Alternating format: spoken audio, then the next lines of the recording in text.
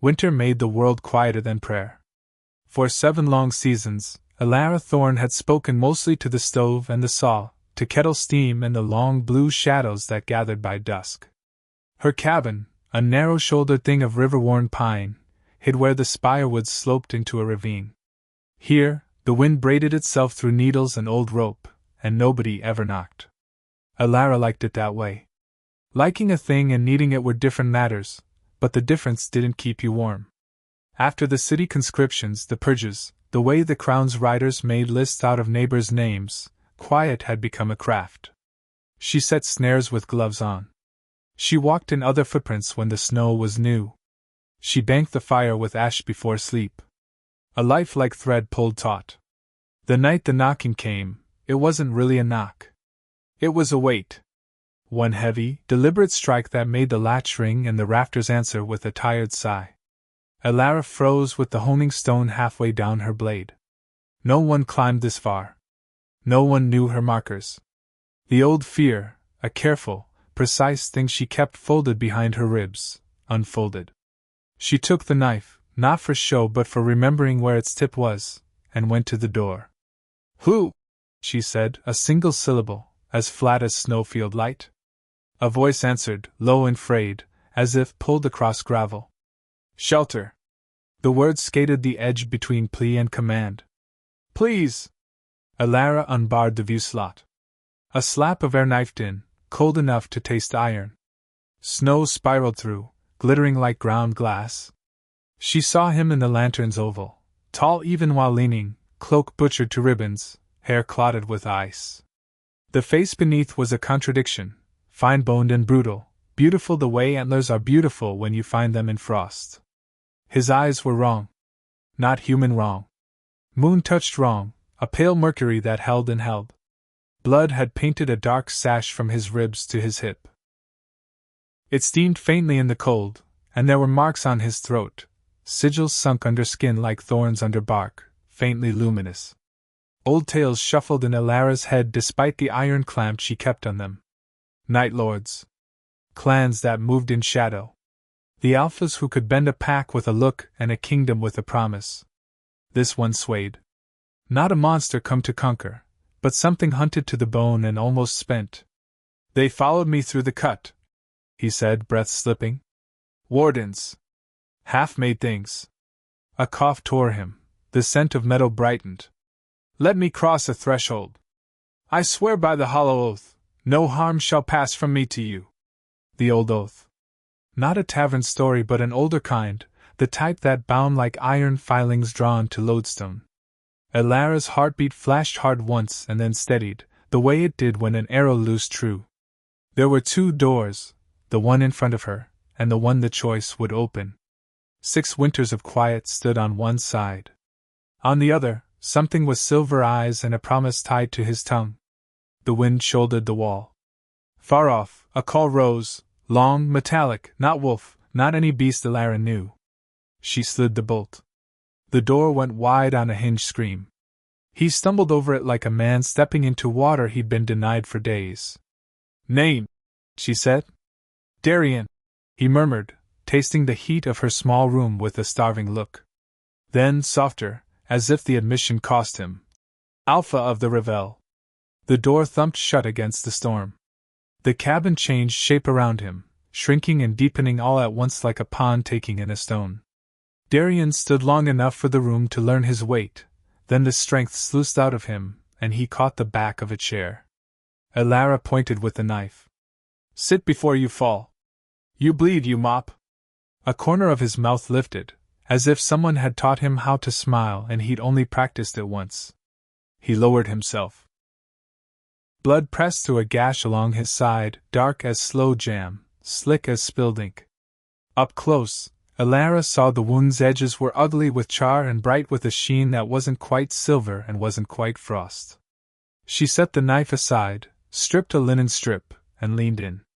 "Don't," he said, catching the air near her wrist, not touching. "My blood binds." "Not a threat. A warning." "Your blood stains," Elara said. "Bindings come later." She pressed cloth to skin that felt like stones sunk in a river, cool, smooth, old. The sigils along his throat, an alphabet of the night, woke at her nearness, humming a little, like the way a tuning fork tastes in the teeth. Under her palm, the wound sulked, then eased, heat blanching as the bleeding steadied. She breathed through the copper and pine of it, and counted to 20 twice. "Who did this?" she asked. "Pale wardens. The crown breeds them now. Sundered men made nimble. The iron they carry has been sung over." His voice came steadier. That steadiness was a kind of discipline. She recognized it because she used it every day. "They'll circle back when they lose my prince in the drifts. Your place is marked." "By what?" "Old work." His eyes flicked to her rafters, to the joinery where her father's hands had hidden dovetails beneath pegs. "You sit on hollow glass runes and don't even know it. It's pine and patience," Elara said, but she heard the light touch the air. The cabin hummed sometimes when storms steeped the valley. Her father had called it settling, like a body easing deeper under blankets. She had believed him because beliefs were tools and she needed all of them. The world outside lifted its voice, a harsher note slipping the storm. Elara drew another wrap, pulled tight. "How many wardens?" "Enough," he said. He watched her while she worked, not like a hunter measuring a shot, but like a soldier accounting for a wall. "You've lived long alone. You talk too much for a dying man." "I'm not dying," he said, as if reciting doctrine. "I'm delayed." She should have laughed. Instead, a small, traitorous warmth moved in her chest, the kind that came when a hawk's shadow crossed the snow and for a breath you felt witnessed. "Crossbow above the hearth," he said mildly. "Yes. If you mean to use it, use it before the fever takes the choice from me." Elara tightened the binding until he grunted. "If I meant to use it," she said, "you wouldn't have finished that sentence." She rose, peeled her gloves off, and shook life back into her fingers. The room crackled. The fire worked. The kettle began its soft argument with the lid. Outside, the night drew closer like a fist. "They'll come," Darian said, the words made of certainty, not theater. "Your house will hold a while. Then it won't. There's a thing we can do between those two truths." She glanced at him. "Between?" "Share strength. Not turning." His eyes caught her flinch and gentled. "A tether. A breath of my shadow braided into yours. Your body stays yours. It only lets you call what I can call, for a time." The kettle trilled. Elara poured into a clay cup, set it within reach, didn't look at his mouth when he took it. "And afterward? Threads don't like to be unbraided." He did not apologize. "You'll hear the dark when it speaks. You'll know where I am. I'll know when you're hurt. Then you should leave," Elara said, almost kindly. "So either of us knows anything." He looked at the door as if he could put his weight to it and be gone.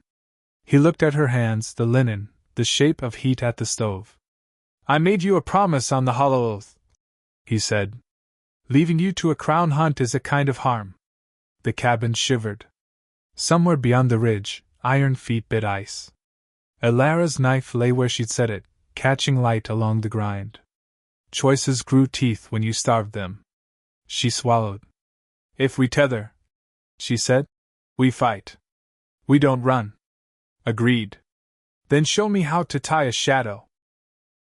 They did it where the floorboards crossed in a knot her father had called the heart. Darian's palm hovered above it, fingers splayed like a star. "Say what I say," he murmured, and the language he offered wasn't his alone. It caught on her tongue as if part of her had been rehearsing in sleep for years. "I call the dark," Elara said, "but I am not its creature." "I call the dark," Darian echoed, "but I am not its crown." "I lend my strength," she said, "and I keep my name." "Name kept," he breathed. When his hand met hers, the runes under the floor woke all at once. Not blue, as stories tell, but a low river green that smelled of stone after rain. The cabin answered, a soft rising hum like a hive at dusk. The hum went through Elara's bones and found hollows she hadn't admitted were hollows. The tether took like a stitch drawn clean. Heat and cold twined. The rafters seemed taller. The shadows along the wall sharpened their edges as if waiting for orders. Her hearing opened the way a door opens. She caught the flutter of a moth against the window paper, the long inhale the snow made when it slipped from a bowed branch, the synchronized exhale of footsteps too many to count. Darian's breath hitched once. "Good," he said, as if to himself. "You carry quiet well. It likes you." "Quiet?" she asked, and then she understood. It wasn't absence. It was presence with teeth. The sort of quiet you put on, and it puts you on back. Iron scratched wood. Not their door. The lean-to. A test. Then something heavier put its shoulder into the wards and the hollow glass shone through the chinks, thread lines knitting tight, and open palms saying not yet. Darian stood, steadier now though the linen at his ribs had gone dusk dark. The way he moved changed. Shadow crept up his sleeves, faithful as dog and twice as fast. "Stay behind me," he said, not a command so much as a direction you'd ignore at your peril. Elara nodded and did not promise obedience. The first warden came as if the night had decided it wanted a body. Broad shoulders, bad joints, a face like a ruin, eyes fever-bright with crowned song. The second slid in its wake, the third pressed to break the wards made in the doorframe, teeth shining with some smith's cruel labor. They did not smell like wolves. They smelled like a forge that had learned to hate what it made. Darian was motioned before she could build a thought around him. His shadow thickened into a blade that ate lamplight along its edge. He cut the first warden at the hinge of its wand, and the thing blew apart in a hush of ash and iron dust. The second lunged not at him but at her. The tether plucked Elara like a string. She thrust her hand and didn't ask the dark, she told it. It obeyed as if it had been waiting for a voice. It went out of her in a ribbon, not flame but the idea of it, wrapped the warden mid-leap, and drew it down to nothing like thread through cloth. Her heart stumbled and then lengthened its stride, finding a rhythm that matched Darian's second blade when it flashed. The third warden tore at the door with hands that ended in iron hooks. It made a sound like a laugh without lungs. Darian crossed the space between them wrong, too fast, as if the room had forgotten its measures, and the hooks sheared past his shoulder by the width of a thought. His blade kissed the warden by the ear. Ash again. Silence came back, panting a little. The halloglass lines across the frame burned a tired green. Elara could feel the ward like a buckled knee. "There will be more," she said, and knew she wasn't guessing. "Scouts," Darian agreed. He flicked the blade to let it bleed shadow and then let it vanish. The room felt bigger for the space it left. "They'll bring chant next. Crown-taught men with iron in their voices. Then we don't wait for them to bring a song to my door," Elara said. "We take our own words out." Darian's mouth made that once-practiced smile. "Revel law says no mortal calls the hunt."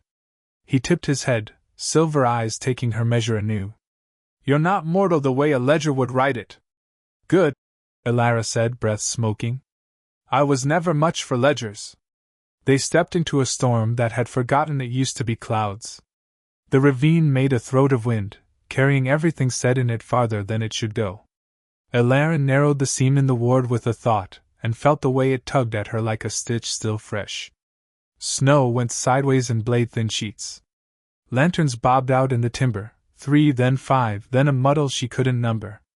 Voices webbed themselves together into chant. Not temple chant. Workshop chant. Harsh, hammered. The words had corners and the corners were filed in salt. Her skin crawled with the chafe of it. Darian's shadow gathered, a long coat closing against weather. "Keep close," he said. "When I move, move. When I stop, stop. If your heart tries to run, let mine catch it. Don't let me fall," she said, meaning more than snow. "I won't," he said, meaning exactly what she meant. They went as the seam let them, the ward knitting behind with a sigh. The first rank of crowned men didn't so much see them as hit the idea of them, the wrongness of two figures coming out of a dome the color of old river glass. That moment of wrongness was enough. Darian broke it. He went into them with an economy that made Elara's throat tighten. No flourish, no waste, just the geometry of ending a threat. Elara took the chant. She didn't know how she knew where to grasp it. The tether pulled her hand to the right strand. She tugged. The rhythm hiccuped. A man swallowed a syllable and choked on iron taste. Another misstruck his staff and the white spark misfired into slush. She made a wall out of quiet, laid it in front of their timing, and they tripped on it. It felt like laying down a rug no one saw and watching a room remember how to walk wrong. Left, Darian warned, and she was already there, because his warning arrived through the tether at the same time as his body. A warden snapped at her with a jaw hewn from horseshoe steel. Elara slid aside and let the shadow trail her like a scarf catching a hawk.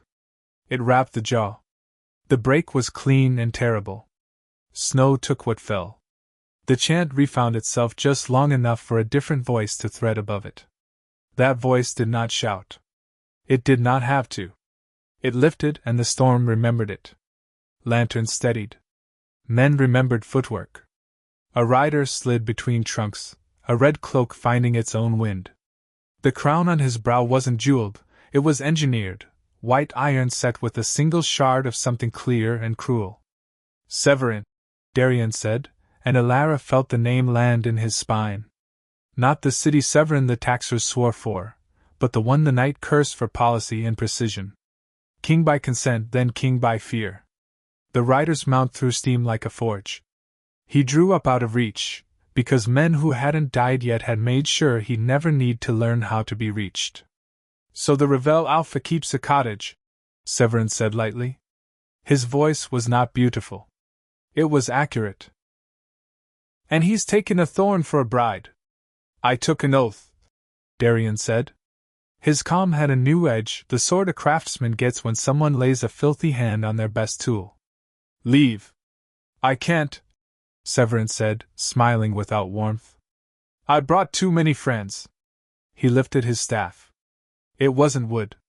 It was that clear cruelty again, a length of frozen lightning bound in silver hoops.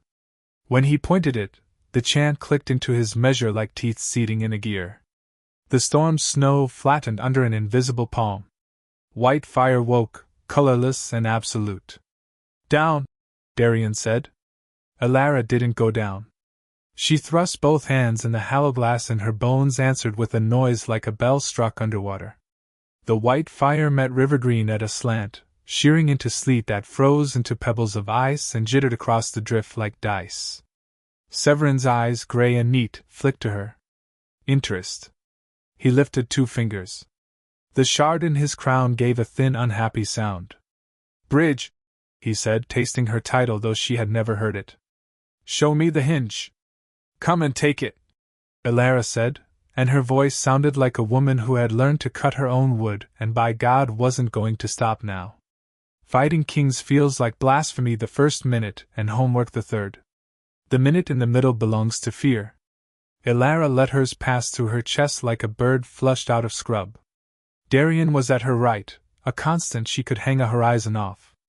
Severin's men pressed, well-drilled and wary, aware now that the cottage woman with the rag-wrapped hands could pull the legs off a spell if she saw its joints. They tried new cuts. The chant shifted from forge rhythm to loom rhythm, trying to catch her in the weft. Elara found the shuttle and turned it. Thread tangled. The white staff spit. Darian struck where tangles choked a rank's breath. Men fell without drama, which was its own mercy. Severin stopped smiling. He rode a half-circle until the ravine's mouth backed him with a wall of ice. There he dismounted with the air of a man folding a coat precisely even in a fire. He did not draw a sword. He did not need to. The staff sang a note that made Elara's molars ache. The shard in his crown leaned, and a second light rose inside it, a pale sun, colder than winter noon. Do you know what this is? He asked. He wasn't taunting. He was lecturing. Hollow glass. The first language this land spoke. Your cabin stands on its seam. Your father knew it. He didn't know it knew you. The word father hit like a thrown cup. Elara didn't flinch. You sent wardens to tear my door down for a lesson? For a key, Severin said. The bridge opens the old road if paired to an alpha who will bow. I offered Darien a bow once. He glanced over, and in that glance Elara saw it, not friendship, never that, but a professional regard turned hard by policy. He declined. So I will take the other half. He moved. It was not fast. It was right. The white staff traced a rune in the air, and the rune hurried to obey its father. Darien cut through it with shadow and paid for it in pain that came down the tether like a struck string. Elara took the next rune and laid quiet over it like wet wool. It hissed and flattened. Severin's brows ticked, the smallest admission that the homework he'd assigned might take longer than he'd scheduled.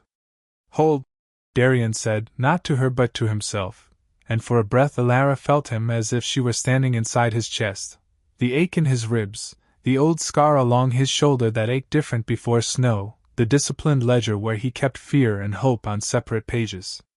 There was a space in that ledger with her name inked clean. The realization didn't weaken her. It steadied her grip. Severin cut again.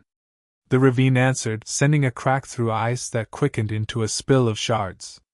A warden slipped and took a chanter with him. Their voices pinwheeled, and the spell they were feeding hiccuped. Elara seized the hiccup and shoved. It wasn't strength so much as timing, the way you step aside when a load of firewood slides and let gravity do the heavy part. The spell fell crooked. White fire split wrong and scorched Severin's own mount. The beast whistled, eyes rolling, hide smoking. Something like anger changed the temperature of the air. Enough, Severin said, and the word didn't travel in sound alone. It went under the snow. The shard in his crown brightened to a near color, like glass about to remember it used to be sand. Elara, Darien said, quick and low. He didn't give orders often. When he did, it meant the margin had thinned. With me. They moved together. It wasn't a plan so much as a practice their bodies invented and then remembered. He went high, his blade the shadow of a hawk's arc. She went low, quiet, spilling out of her hands in a crescent that tripped Severin's stance for the first time. The staff came down to parry dark. Elara struck the crown. She did not mean to. Her hand did. The tether did. The hollow glass inside her, old and river green, recognized itself in the shard on his brow and reached in rude joy. A sound like a wineglass breaking in a clean kitchen cut the night. The shard cracked. Severin stepped back, one measured step, and put his free hand to his temple as if confirming that what had occurred had indeed occurred. His blood found the crack's edge and made a bright seam. His eyes, no longer neat, found hers. Bridge, he said, the word raw now. I will take you apart politely. Piece by piece. Elara's mouth was dry as pine pitch. You'll try. The storm leaned harder on the ridge as if the land wanted this ended one way or the other. The ward around the cabin glowed through the trees, a patient room waiting for whoever came back through its door. Darien's breath mapped the cold between them. Elara set her feet the way her father had taught her, one under the weight, one under the will. Again, she said. And the night obliged. Snow sharpened to needles. Severin's chanters reset their cadence, switching to a stair-step rhythm meant to pry at wards and joints. Elara felt the pry in her knees and in the joinery of the cabin behind them, like a thief testing windows. She answered by laying quiet where the rhythm would next land. The pry meant nothing, leverage died in her palms. Darien read the change as if the tether were a margin note. He slid through soldiers with a craftsman's thrift, each cut a subtraction on a ledger he intended to zero. A warden barreled in, a mass of stitched sinew and crown iron, but Elara caught its balance and moved it half an inch. Half an inch is a sermon when a thing is running. It pitched forward, jaws sparking on stone. Darien finished what momentum had offered. Severin watched in that unnerving, exact way, the cracked shard on his crown casting a faint, offended light. You're new, he told Elara conversationally, as if across a banquet. New things break in interesting ways. Then look closely, Elara said, and dragged halloglass up out of the ground the way you pull water from a well. River green threaded the drifts. Lines thin as veins and stubborn as roots, lit under the snow, webbing toward their cabin and beyond into old trees. She didn't command the lines, she reminded them. They remembered. The chant slipped on them, swore, recovered, then misstepped again. Darien came to stand just inside her left shoulder, so near she could feel the cool of him where her heat haloed. "He'll spend men all night," the Alpha said. "What he won't spend is himself." "That cracked," Elara murmured, chin indicating the crown. "Is a self."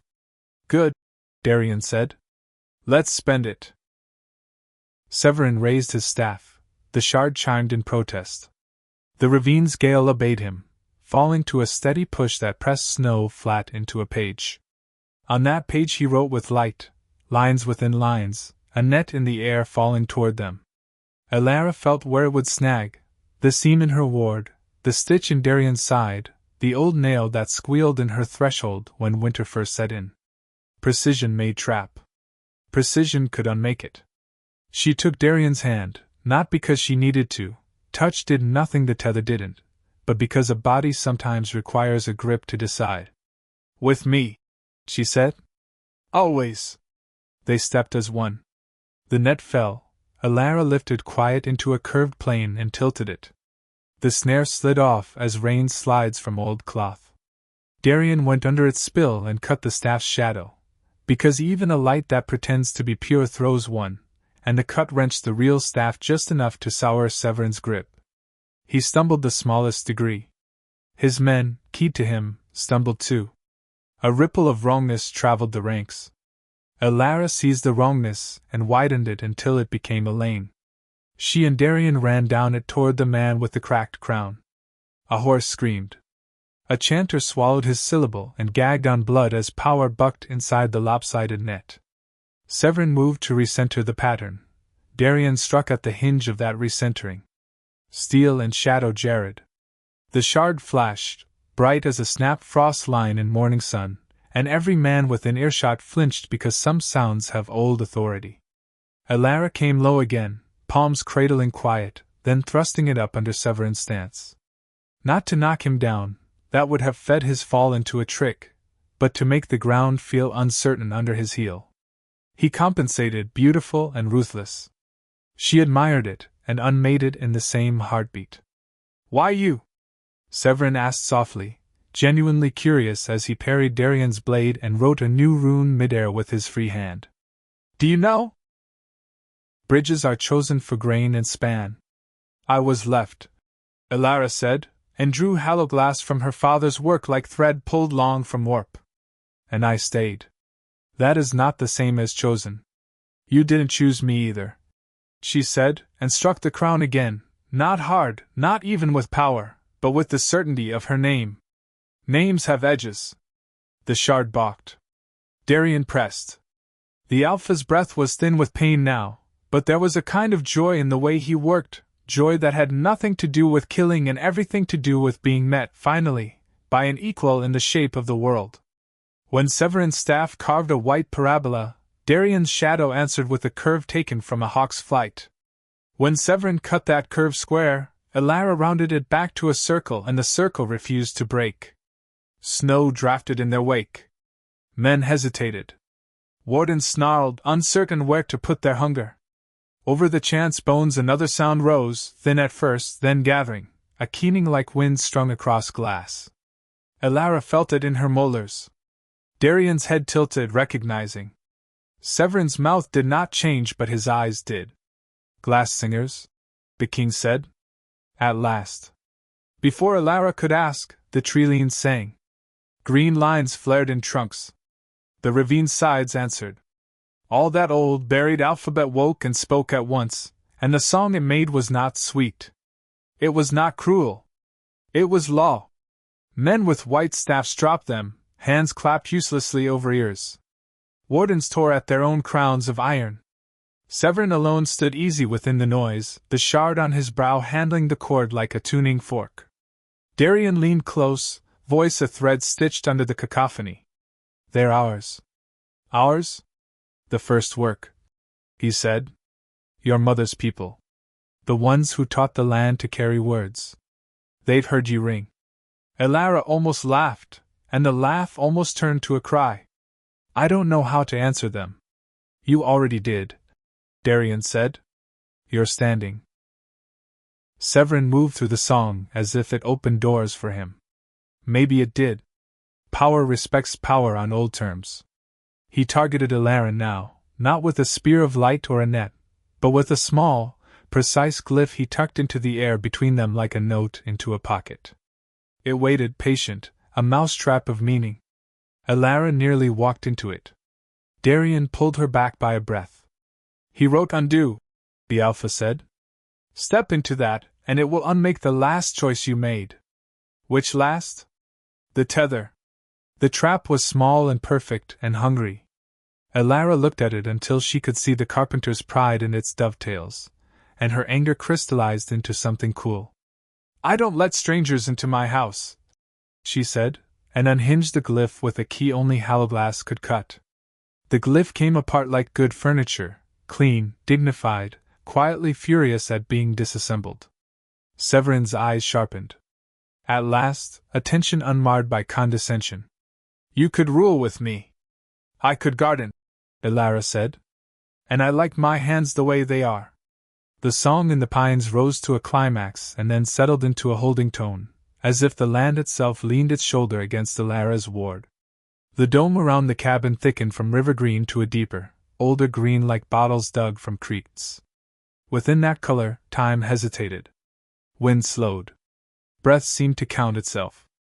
Severin tasted the new measure and changed tactic. He cut power to his chanters with a flick, their mouths kept moving but sound forgot them. He lifted his palm and called not light but iron. The snow shivered and exhaled nails. They rose in a spray from the drifts, old square-cut, bent from barns, straight from ships, all the fairest history a kingdom hides in soil. The nails spun toward Elara in a cloud. She could have burned them. Quiet would have eaten them at the cost of a hurt she'd feel later, when her hands shook over a cup. Darian stepped instead, the tether pulling him into the space the nails wanted.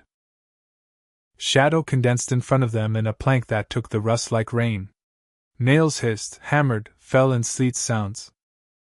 Spent, Darian said through his teeth. The shadow plank collapsed, eaten from its own making. He bled anew under his wrap. The world at the edges of Elara's vision pulsed as the tether yanked pain through her ribs.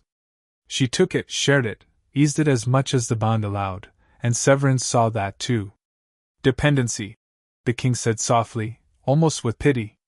It ruins prodigies faster than power. Elara answered the one way she could, she gave the land a chore. Hold my roof, she whispered to the runes. Keep the fire. Keep the door. The Halloglass obeyed with humble dignity, as if happy to be asked for something specific after so much metaphysics. The dome steadied. The cabin, her father's joints, her own repairs, hummed like a living throat. Then she walked toward Severin. Men tried to interpose, Quiet shoved gently, and they found themselves a step to the side, blinking as if they'd meant to be there all along. A warden lunged, Elara tipped its balance, and Darian took its head with a shadow stroke that cost him, and still he came. Severin did not back away. Your father taught you to stand square, he said. Your mother taught you to listen. I will teach you to choose. I already have, Elara said, and reached not for the shard but for the skin just beneath it. Not to harm. To name. She didn't push light, didn't pour quiet. She laid her palm along his temple and said clear as cold, You are the wrong king. It wasn't a spell. It was truth, and truth is heavier than iron when spoken at the grain of a thing. The shard screamed.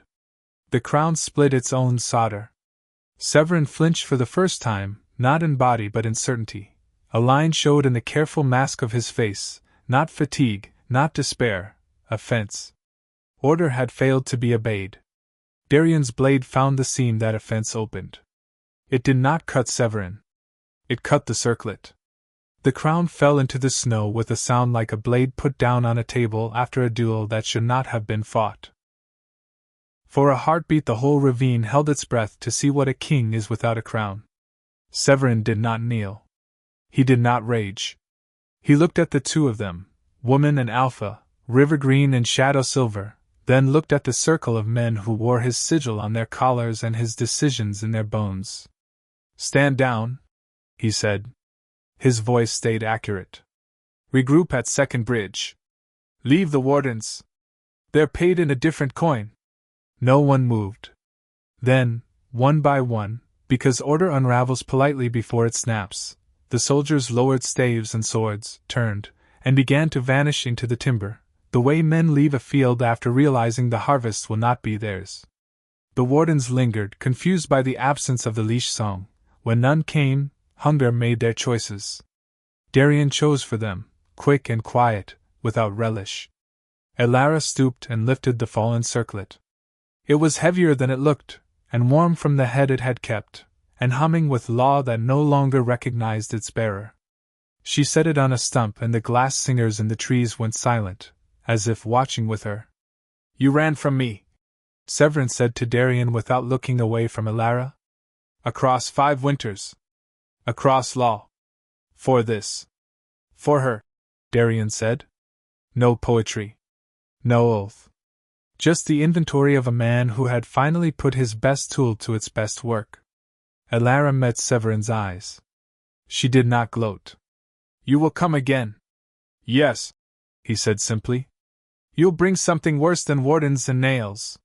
"Yes," he said again, and there was neither threat nor promise in it. There was schedule. "Then hear me," Elara said, and the runes under her cabin, the river green in the dome, the long quiet in her bones, all stood up together to listen. "You do not own the seams.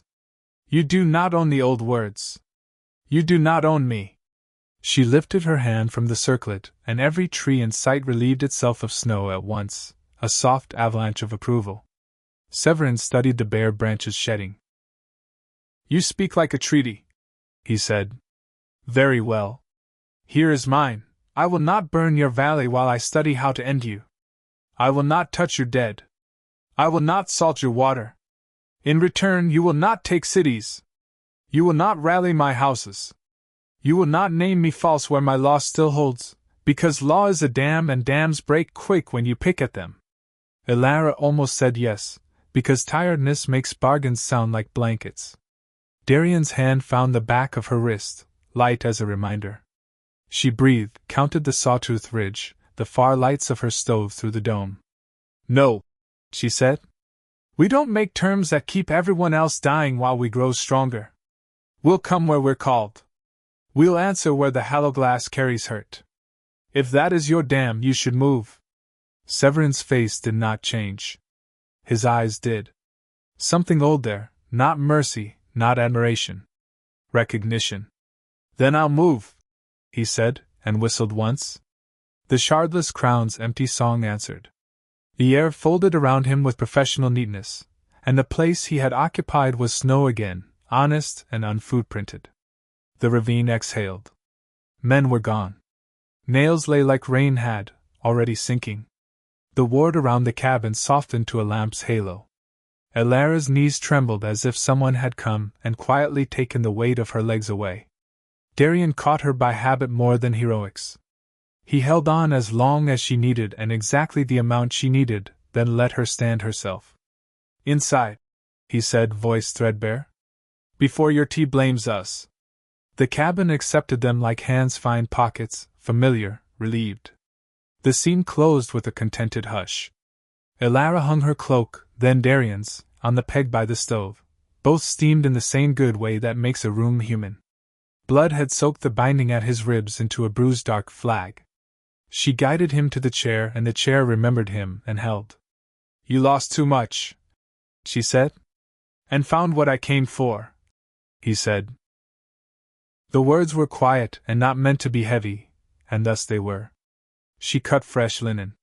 The tether, satisfied that combat had ended, began returning small, delayed pains like a ledger settling, a bite at her shoulder where a warden's iron breath had grazed, the migraine edge of Severin's song, a tenderness in her palm where truth had struck a king. She accepted each, naming them, not arguing. Naming makes room. "Your mother," Darien said while she worked, his voice that careful evenness he used when he wanted his questions to be doors, not walls. "What did she leave you?" "A pendant," Elara said. "Hollow glass in a copper hoop. Warm even in winter." "Where is it?" "In a box," she said, and surprised herself with a small, fierce laugh. "In the rafters, because I didn't want it, because wanting invited the world." "I'll fetch it." She climbed, found the box by memory and the way dust changes around things you love, and brought it down. The pendant lay in its nest of cloth like a small saved sun. When she set it in her palm, the dome outside brightened 1 degree as if the valley had recognized a friend. Darian's eyes softened to pewter. "There," he said. "Your hinge." Elara looped it over her head. The copper-kissed skin, heat spread the way soup warmth does on an empty day. She exhaled and felt the land exhale back. The hourglass in the pendant and the hourglass in the floor did not sing, they harmonized, and harmony made her less alone in a way that had nothing to do with another body in the room and everything to do with being tribed to the place under her boots. "Tomorrow," Darian said, as if answering a question she hadn't voiced, "we'll have callers. Free clans sent by the song. Farmers who felt their wells go sweet. Hunters who don't like wardens at the edge of their children's dreams. They will ask for a banner." Elara tightened the fresh wrap at his ribs, eyes lifting to his. "I don't have one." "You do," he said, gaze flicking to the pendant, the rune knot in the floor, the door she had opened and not regretted. "It looks like home."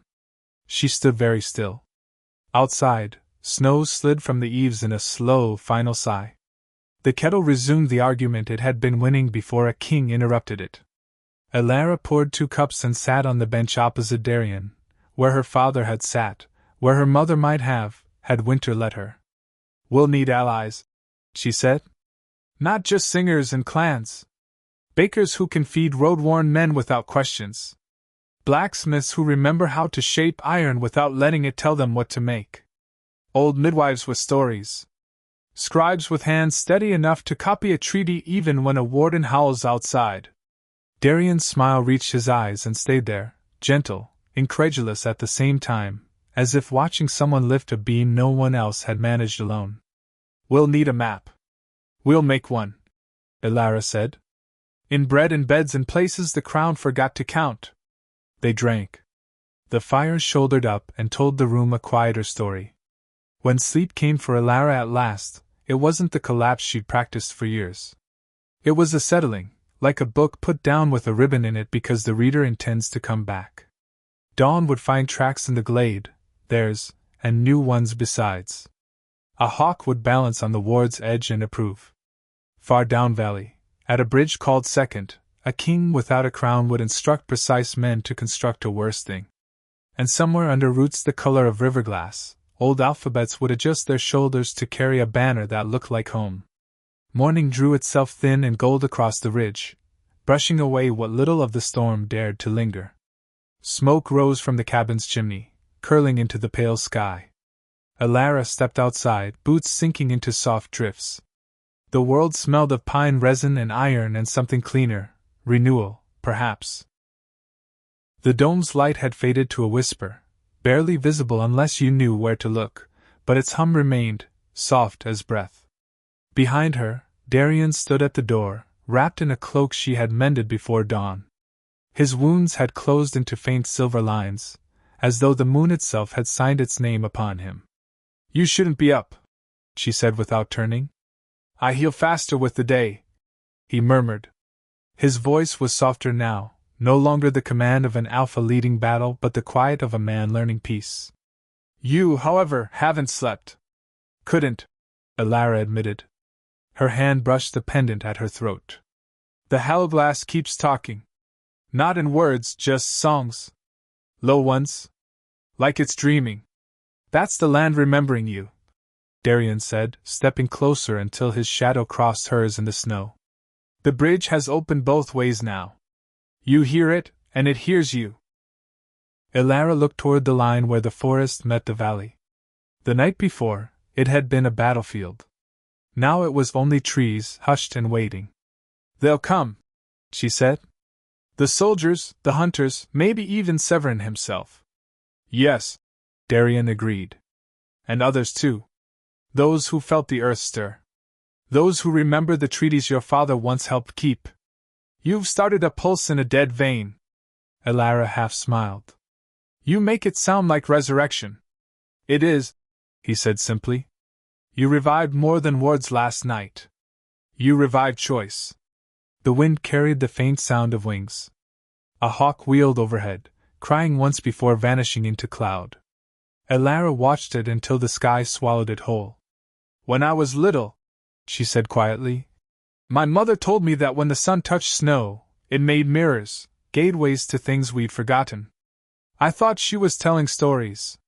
She was, Darian said. All true stories are. Elara turned to him, the pendant glinting against her collarbone. So what now? Darian's eyes met hers, silver softened by dawn, reflecting her instead of the storm. No, he said. We build what they burned. And for the first time, she believed the world might let them. By midday, visitors came, not soldiers, not scouts, but people drawn by rumor and instinct. A woman with soot-streaked hands and a blacksmith's apron still tied crooked at her waist. A boy whose eyes shimmered faintly green from too much proximity to hourglass veins. An old priest who had once served Severin's court and left when his prayers began to sound like orders. They came one by one, then in pairs, trudging up the ridge until the cabin's roof showed through the frost-bitten trees. Elara watched from the window, wary at first, until she realized none carried weapons ready. They came the way people approach a story they hope is true. Darian rose from his chair, pale still but upright. They heard the song, he said. It carried farther than I thought. They'll want answers, Elara murmured. They'll want hope, he corrected. Answers come later.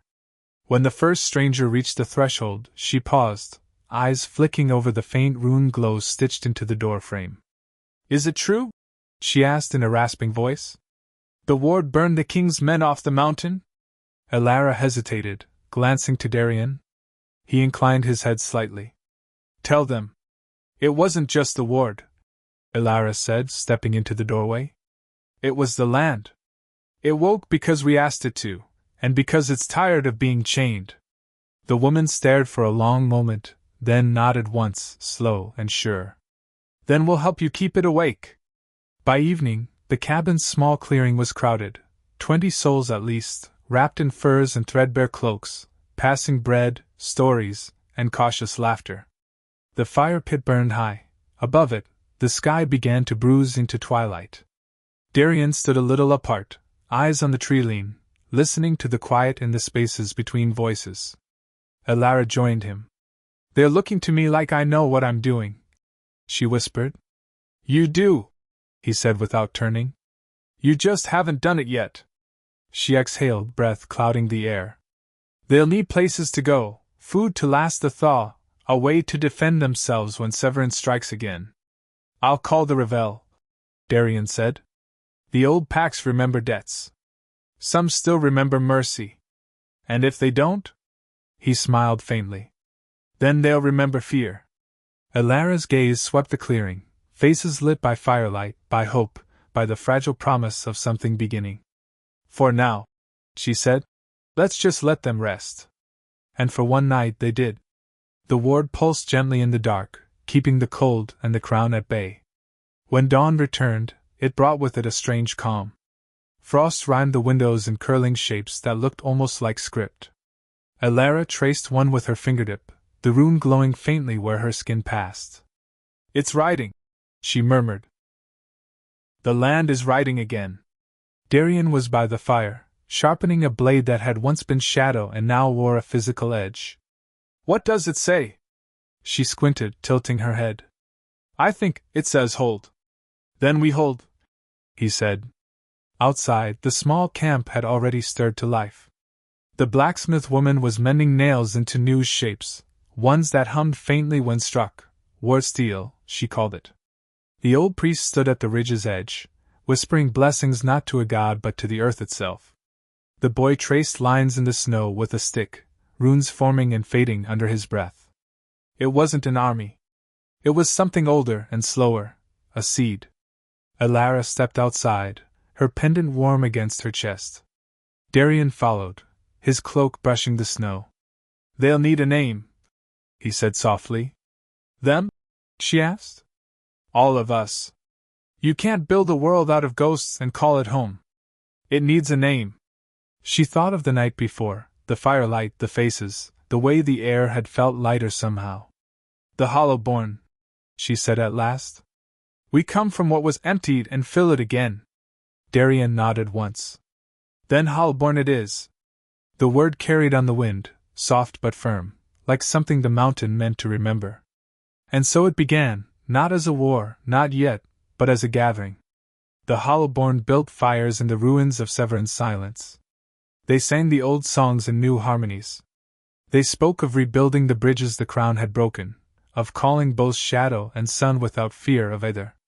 And when night fell again, Elara stood before them, the hollow glass pendant gleaming like a second moon. She raised her hand, feeling the hum of the world beneath her feet. For those who hide, she said. For those who lost. For those who are done waiting. The fire cracked. The mountain answered with a low, approving rumble. Darien stepped forward beside her, his voice joining hers. For shadow and sun. The Hollowborn echoed the words once, twice, louder each time until the trees themselves seemed to carry the refrain. For shadow and sun. For shadow and sun. And above them, in the star-flecked dark, even the heavens seemed to listen. Days became weeks, and the snow began to soften into the slow thaw of spring. The Hollowborn stayed, repairing what the storm and battle had broken. Smoke from their fires rose in clean lines, the scent of pine tar and bread replacing the iron tang that had once haunted the air. Elara woke each morning before dawn. She would walk the ridge where the wards shimmered faintly, tracing runes that pulsed under her fingertips like heartbeats. The hollow glass pendant had grown brighter since the night of the battle. It hummed now when the wind touched it, as if answering to something distant. Darien often joined her. His strength had returned, though the scar along his ribs still burned silver when moonlight struck it. They rarely spoke during those walks. Words weren't needed, the tether between them carried meaning too easily. She felt his steadiness like gravity, and he, her quiet determination like breath. By the second week, envoys began to arrive. First came a pale-eyed war-bear from the northern marshes. Then a pair of witch-priests draped in gray. Even a wandering scholar from the crown's own city crossed the snow, notebook in hand, claiming he wanted to see if rumors of rebellion were true. Elara met them all. Some came to swear loyalty. Others came to measure danger. But all left changed. The land itself seemed to shift under their feet, warmer, kinder, as though the mountain had decided to listen again. At night, when the Hollowborn gathered by the fire, Elara would sit beside Darien and watch the light catch on his eyes. They had grown softer, no longer forged in survival alone. Once, quietly, he said, "You've become what the old stories called a keeper." She had smiled at that. "And what does that make you?" He thought for a long time before answering. "The proof that keepers still need defenders." And though either said it aloud, they both understood what that meant. When the first signs of spring broke through the thaw, Severin returned, but not in flesh. His messengers came instead, cloaked in white and bearing banners of surrender threaded with hidden threat. They spoke with polished civility, offering truce, trade, and the illusion of peace. Elara met them at the base of the ridge, flanked by Darien and the Hollowborn's newly raised warding stones. The messenger's leader, a tall man with eyes the color of dull glass, unrolled a scroll bound in red wax. "His Majesty wishes to end the conflict," the man announced. "He offers pardon for those who lay down arms and restoration of trade to this region." Elara's lips curved, not in humor but in understanding. "And in return?" The man hesitated. "He asks that the Alpha be delivered into the Crown's custody, and that the wards be dismantled. They are, after all, unstable relics." The clearing went still. The snow beneath the messenger's boots darkened as if absorbing the tension. Darien didn't move, but his presence swelled, the tether between him and Elara drawing tight. She stepped forward, her voice even. "Tell your king this, the wards were stable long before his throne. And they will remain long after." The man swallowed. "You refuse the crown?" Elara's pendant flared blue-green light. "No," she said. "The crown refuses the land." The messengers left before sunset. That night, thunder rolled across the valleys though no storm followed. The hourglass runes along the ridge glowed steady blue through the darkness, as if defying the world to try again. Darien found Elara standing at the threshold long after the others had gone to rest. "You know what this means," he said. "Yes. He'll come again. With more than words." Elara met his gaze, calm and unwavering. "Then so will we. With more than fear." And somewhere beyond the horizon, the mountains seemed to approve. The last frost broke quietly, and the first spring rain fell soft as ash. It carried away the soot, the blood, and the ruins of winter, leaving only the scent of pine and iron and the echo of promises kept. The Hallborn had grown into something larger than a camp. Gardens stretched between the pines, marked by glowing runes that encouraged roots to take hold. Children ran barefoot through the thawing mud, their laughter mingling with the hum of distant wards. The mountain no longer felt haunted. It felt awake. Elara stood at the edge of the clearing, watching the valley shimmer in the rainlight. Darien joined her silently, his cloak damp, his hair dark with drizzle. When he spoke, it was barely above a whisper. "You've built a kingdom without a throne." She smiled faintly. "Then let's keep it that way." He studied her for a moment, then nodded. "The Hallborn will outlast us both." "Good," she said. "That's the point." They stood there in silence, listening to the rain. The hourglass pendant at her throat pulsed once, bright, serene, then faded into stillness, its task complete. Below, the valley glowed faintly with the same light. Not magic. Not defiance. Just life, returning to where it had once been forgotten. Darien reached for her hand, and she didn't pull away. Their fingers intertwined, shadow and sun, wound and healing, beginning and end. And as the rain washed the last scars of war from the earth, the mountain finally whispered what it had been waiting to say all along. "Welcome home."